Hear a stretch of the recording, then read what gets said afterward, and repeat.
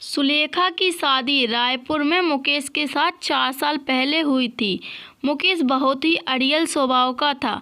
मुकेश हर वक्त सुलेखा को ताने मारता कि 4 साल की शादी में अभी तक एक भी बच्चा उसने पैदा नहीं किया। सुलेखा बहुत ही दुखी रहने लगी। एक दिन मुकेश सुलेखा को छोड़कर चला गया।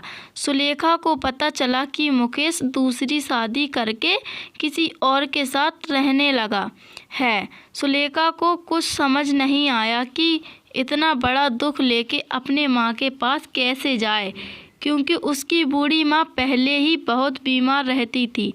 पर सुलेखा के पास कोई और चारा नहीं था। वो अपने माँ के घर चली जाती है।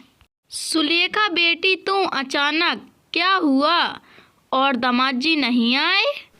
माँ, वो मुझे छोड़कर चले गए।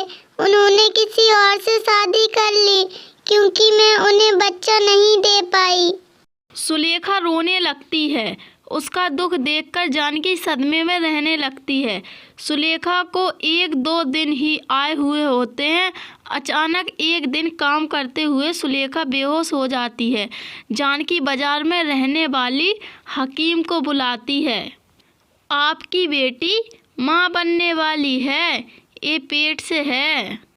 क्या हकीम जी, मेरी बेटी माँ बनने वाली है? सुलेखा बेटी, तू माँ बनने वाली है। माँ, मैं क्या करूँ?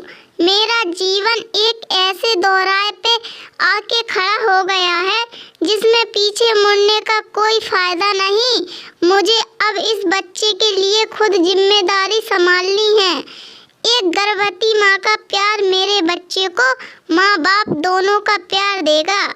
सुलेखा के साथ जो भी गलत हुआ था, अब वो उसको दोबारा याद करना नहीं चाहती थी। धीरे धीरे दिन बीतने लगे।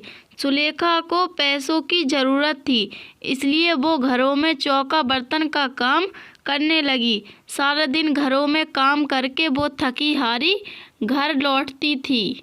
गर्भवती होने के कारण उसे काम करने में तकलीफ तो होती थी, पर उसे बच्चे के लिए मेहनत करनी थी। 9 महीने बाद सुलेखा एक बेटे को जन्म देती है। बेटे को देखकर सुलेखा के आंखों में खुशी के आंसू आ जाते हैं।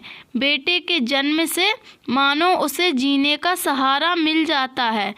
पर सुलेखा की माँ उम्र और बीमारी के चलते बेटी का साथ नहीं निभा पाती। सुलेखा की माँ का देहांत हो जाता है। सुलेखा माँ के बिना अधूरी हो गई थी। सुलेखा ने दोबारा काम पर जाना शुरू कर दिया। अब वो बेटे सुमित को भी काम पर साथ में ही लेकर जाती। एक दिन, सुलेखा, तुम ये छोटे बच्चे के साथ काम पर आती हो, सारा दिन तो तुम्हारा इसकी देखभाल में ही लगा रहता है। ऐसे तो तुम कोई काम नहीं कर पाओगी।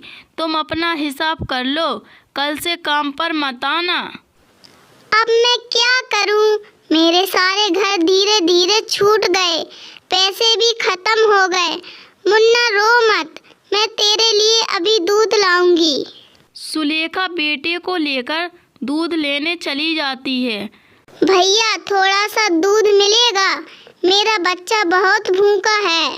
मुफ्त में तो मैं तुझे दूध नहीं दूंगा। हाँ, एक काम कर, वो जो दूध के बड़े डिब्बे रखे हैं ना, हाँ, वो सारे डिब्बे अच्छे से धो दे और बदले में अपने बच्चे के लिए दूध ले जा।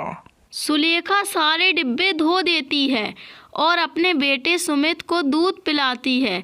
मुश्किल भरे दिनों में भी माँ ने अपना एक साहस नहीं खोया था। एक रात जब सुलेखा अपनी झुग्गी में सो रही होती है, अरे उठो उठो, सब उठो, बस्ती में आग लग गई है, झुग्गियों से बाहर आओ सब, अरे जल्दी उठो। सुलेखा, ओ बेटी सुलेखा, जल्दी से बाहर आ जा, झुग्गियों में